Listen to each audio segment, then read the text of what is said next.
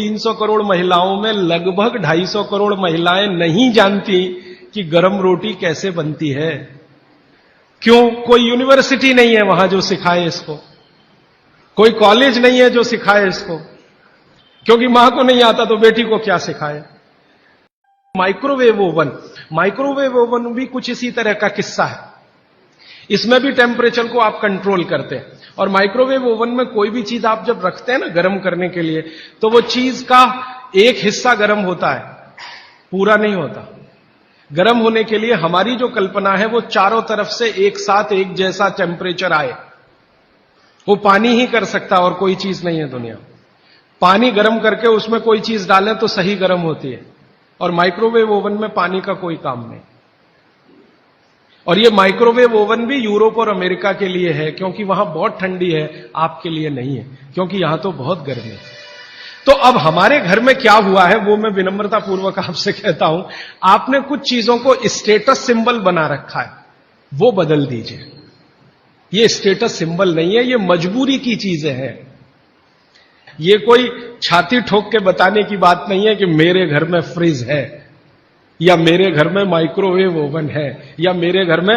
आप इसको शर्म से बताइए कि मैं क्या बताऊं, मेरी मजबूरी थी, उस दिन दिमाग कुछ फिर गया था, मेरा विवेक शून्य हो गया था, तो मैंने मेरे खून पसीने की कमाई बर्बाद कर दी और ये ले आया, और ये चीजें आपके बाहर निकल जाए। ये जो 48 मिनट का कैलकुलेशन है, ये जैन दर्शन में भी है। जितने भी जैन साधु संत हैं उनके मुंह से आप यही सुनेंगे, पानी में 48 मिनट के बाद जीव राशि पैदा हो जाती है, और वो जीव राशि फिर बढ़ती ही चली जाती है, करोड़ों से अरबों, अरबों से खरबों में चली जाती है। तो ऐसा पानी नहीं पीना चाहिए, क्योंकि जीव हत्या होती है और उसका पाप लगता है। तो जैन दर्शन ने इसको अहिंसा के साथ जोड़ा है, और भागवत जी ने इसको स्वास्थ्य के साथ जोड़ा है। मूल बात एक ही है। भारत का जो डीएनए है वो ऐसा ही है, जिसमें धर्म की बात करो तो तुरंत समझ में आए। इसलिए इस देश में धार्मिक लोगों की पूजा होती है, वैज्ञानिकों को कोई पूछता नहीं है, वो ऐसे ही बेचारे घूमते रहते हैं। कभी आप जैसे लोग उनको माला वाला डाल दे तो ठीक हो गया, वरना इस देश के वैज्ञानिक कहां मरते हैं, कहां खपते हैं, कौन जानता है, कौन पूछता है। लेकिन साधु, सन्यासी, महात्मा इतने पूजे जाते हैं इस देश में, जिनके पीछे आप कुछ नहीं जानते, उनका इतिहास, उनका भूगोल, तो भी आप उनके चरणों में लौटते रहते हैं, क्योंकि डीएनए ऐसा है इस देश में। कभी मौका मिला तो इस पे बात करूंगा कि गर्म देशों का डीएनए और ठंडे देशों का डीएनए बिल्कुल अलग होता है।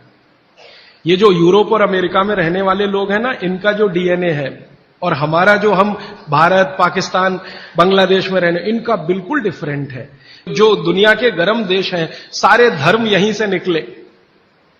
आपको मालूम है, ईसाईयत यहीं से निकली, पूर्व से ही निकली। इस्लाम भी पूर्व से निकला। हमारा हिंदू धर्म, जिसको सनातन मानते हैं, ये भी पूर्व से निकला। पश्चिम से कोई धर्म आज तक निकला ही नहीं। तो ये धर्म से जुड़ा हुआ विज्ञान की बात है। इसको विज्ञान से पहले समझकर धर्म में आप पालन करेंगे तो आपका विश्वास इस पर पक्का होगा। इसलिए ये 48 मिनट याद रखिए। इसलिए शायद पुरानी परंपरा हमारे देश में है, गरम खाना खाओ, माने वो 48 मिनट के पहले हो जाए। गरम गरम रोटी बना के खिलाओ, या गरम गरम रोटी खाओ। दुनिया की आबादी 600 करोड़ है। 600 करोड़ आबादी में 300 करोड़ महिलाएं, 300 करोड़ पुरुष अगर मान लें,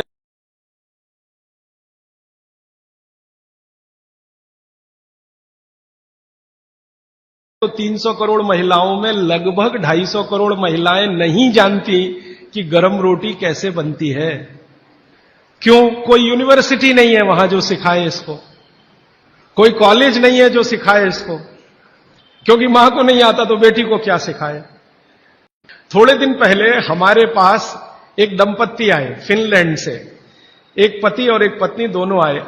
उन्होंने कहा मुझे भारत का गांव देखना है, तो हमने एक गांव में भेज दिया। संयोग से जिस गांव में गए वहां शादी थी, तो हमने कहा उसमें भी आप शामिल हो जाइए, तो भारत क्या है आपको ज्यादा अच्छे से समझ में आएगा। तो गांव में तो आप जानते हैं ना, नौकर नहीं बनाते, सब गांव इकट्ठा होकर बनाता है। जिसके घर में शादी है उसके घर में दूसरे घर के लोग आ जाते हैं, दूसरे घर का चूल्हा बंद हो जाता है, सब एक ही घर में खाते हैं। तो सब महिलाएं बना रही थी, तो उस फिनिश दंपत्ति ने पूछा ये सब कितना पैसा लेंगी। तो उनको कहा ये पैसा वैसा नहीं लेने वाले। तो ये कैसे हो सकता है? तो हमने कहा ये है क्योंकि भारत कोऑपरेशन पे चलता है, कंपटीशन से नहीं चलता ये देश। हमारे समाज में कोऑपरेशन है, कंपटीशन नहीं है। तो फिर वो फिनिश दंपत्ति में जो महिला थी वो सबसे ज्यादा इस बात को परेशान थी लेकर कि ये रोटी एकदम गोल बन रही है, 100% गोल। उसकी जिंदगी में ये कल्पना नहीं है कि 100% गोल चीज कोई हाथ से बन सकती है। वो कहती है उसने कभी सोचा था भारत के बारे में कि मशीन से बनाते होंगे रोटी, तो उसका जितना कैमरे में रील थी उसने सब उसी पे खर्च कर दी, गोल रोटी बना के देखने में। उसने मैंने ये उदाहरण इसलिए दिया कि उनके लिए ये अजूबा है। और मैंने जब वो जा रहे थे तो पूछा आपको भारत में कौन सी चीज सबसे अच्छी, तो उनका ये जो रोटी है गोल, ये सबसे महत्वपूर्ण वस्तु है जिसकी वैल्यू हमारे लिए सबसे ज्यादा है, क्योंकि हम जानते नहीं ये कैसे बनती है। इसका मतलब है दुनिया के दूसरे देशों को नसीब नहीं है। तो आप समझ लीजिए कि आपके पास कितनी वैल्यूएबल चीज है गरम रोटी, और उसको आप छोड़कर ठंडी करके खाएं तो ये आपका दुर्भाग्य है, सौभाग्य नहीं। मैंने एक सिंपल कैलकुलेशन किया था कि पाव रोटी बनने के बाद और खाने तक 90 दिन निकल जाते। हमारे आयुर्वेद शास्त्र में भागवत जी कहते हैं कि पिसा हुआ आटा, वो ये कहते हैं कि 15 दिन से ज्यादा पुराना कभी भी मत खाना। 15 दिन मैक्सिमम, वो भी गेहूं के लिए। ये चना और मक्की और ज्वारी, इसके लिए तो 7 ही दिन कहा हुआ। तो अब आप बोलेंगे जी ताजा आटा कहां से लाएं? चक्की है, जिंदाबाद। हिंदुस्तान में हजारों लाखों वर्षों से आटा ताजा बनाकर रोटी बनाने की परंपरा है कि नहीं? जो माताएं यहां बुजुर्ग हैं, इन्होंने अपना गांव देखा होगा, अपने गांव के घर की चक्की देखी होगी। और हमारे घरों में ये जो चक्की चलाने का काम माताएं करती रही हैं, किसी को भी सिजेरियन डिलीवरी नहीं हुई है। चक्की चलाने वाली माताओं के पैरों में दर्द नहीं है। चक्की चलाने वाली माताओं को कभी भी कंधा नहीं दुख रहा है, गर्दन नहीं दुख रही है, नींद अच्छी आ रही है, डायबिटीज नहीं है, हाइपरटेंशन नहीं है, ब्लड प्रेशर नहीं बढ़ा है, 48-50 बीमारियां नहीं है। और जो माताएं पिसा हुआ आटा ला रही हैं, कैप्टन कुक, आईटीसी का, उनके घरों में डायबिटीज भी है, अर्थराइटिस भी है, हाइपरटेंशन भी है, ये भी है। वो हम जब चक्की चलाते हैं तो एक दिन चला के देखिए तो आपको समझ में आए, सबसे ज्यादा दबाव पेट पे पड़ता है। और मां के पेट में एक एक्स्ट्रा ऑर्गन है जो पिता के पेट में नहीं है, जिसको गर्भाशय कहते हैं। और गर्भाशय के बारे में आयुर्वेद के सारे रिसर्च और आधुनिक विज्ञान के सारे रिसर्च ये कहते हैं कि ये गर्भाशय के आसपास के एरिया में जितना हलन चलन हो उतनी इसकी फ्लेक्सिबिलिटी है। फ्लेक्सिबिलिटी माने मुलायमियत। ये हमारे गर्भाशय का सबसे बड़ा गुण है।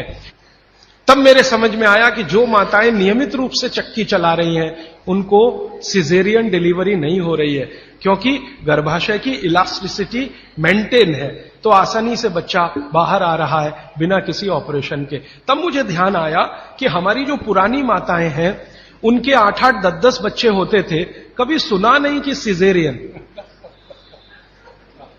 वो दाई आती थी गांव की, जो एमबीबीएस नहीं है, एमडी नहीं है, एमएस नहीं है, और बच्चे करा के चली जाती थी, ऐसे ही जैसे दाल पका के कोई चला गया या चावल पका के कोई चला गया। हां, ऐसे होता है। और आयुर्वेद तो यहां तक कहता है कि मां का गर्भ 7वें महीने तक चक्की चलाने की अनुमति देता है। मां को 7वें महीने तक चक्की चलवाई जा सकती है, 8वें महीने में नहीं, फिर उसको बंद कर देना अच्छा है। और उतने 7 महीने की चक्की आपके लिए पर्याप्त है कि वो बच्चा बिना सीजर के हो। और जो बच्चे बिना सीजर के हैं उनके जीवन को आप देख लें, और जो सिजेरियन है उनके जीवन को देख लें, जमीन आसमान का अंतर है।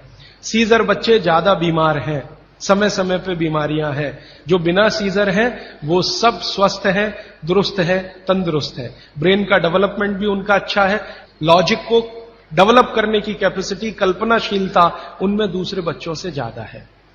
तो अब आप इसको अपने जीवन में कैसे उतारेंगे इस सूत्र को? अगर संभव हो तो एक एक चक्की ले लीजिए, संभव हो तो। इससे कई फायदे हैं। आपको सबसे बड़ा फायदा तो यह है कि अगर आपको एक्स्ट्रा वेट है और आप उसको लूज करना चाहते हैं, 15 मिनट सुबह अगर आपने चलाया, 3 महीने बाद आप देखना 12 से 13 किलो वजन कम होगा आपका, सिर्फ 15 मिनट की चक्की।